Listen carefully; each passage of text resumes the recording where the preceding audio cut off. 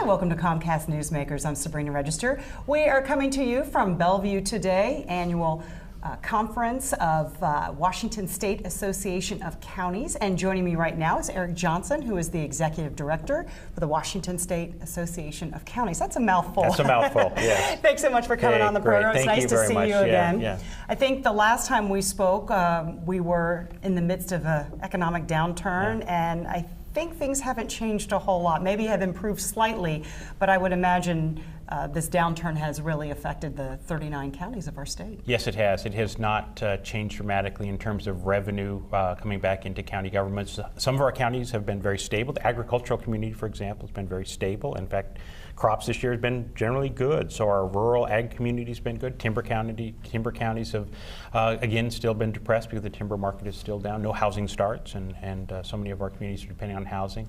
So revenue is still low. It still hasn't started to climb back up. And so how does that affect the ability to be able to service the people in each county? Yeah, that's a great question. So in the past 3-4 years, we have seen about a 10% reduction in revenue. So that has impacted different counties differently. Some counties have changed somewhat dramatically hours of operation. So the courthouse that used to be open from 8 to 5 is now closed on Fridays. So you can't do certain business functions on Friday. You can't come to the county to get a marriage license or come to the county to get perhaps a license for your automobile. So some of those functions have changed.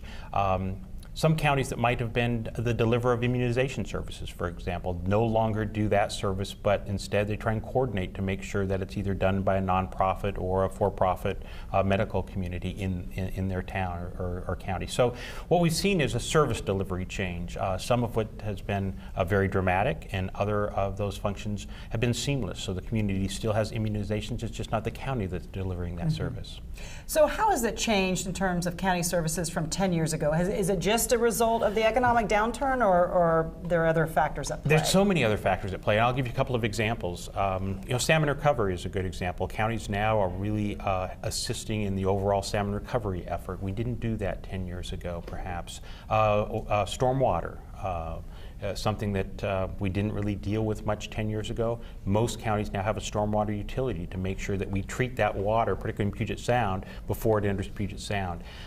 So there are certain functions that we didn't necessarily do 10 years ago. The court system is another good example where we've made a lot of effort in the courts to try and find ways to, instead of incarcerate folks, are there diversion programs? Can we have drug courts and mental health courts and other family courts to make sure that we find better ways to keep families together, to keep people on their jobs, that instead of incarcerate them, which oftentimes have poor recidivism rates where, simply because we incarcerate them doesn't mean that they're not going to come back out and repeat that offense, where we found that some of the diversion programs have a much better success rate at that. So both changing economic times, but also changing the manner in which we deliver services, as well as new services that are put upon us, generally by the federal government or the state government, we then have to respond to.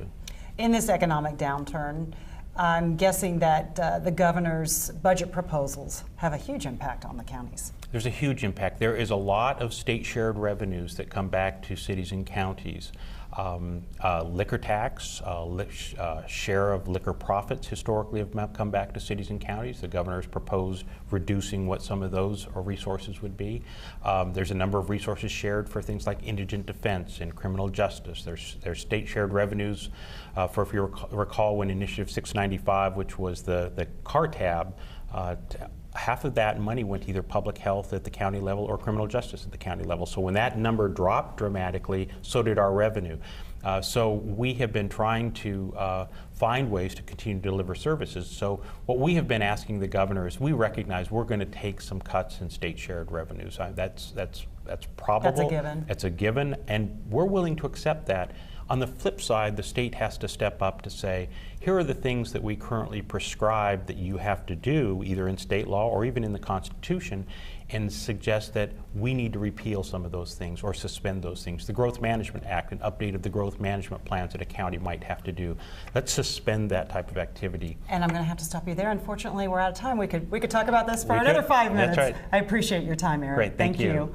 Thanks for watching Comcast Newsmakers. Headline news at the top and bottom of the hour. Hope you can stay with us.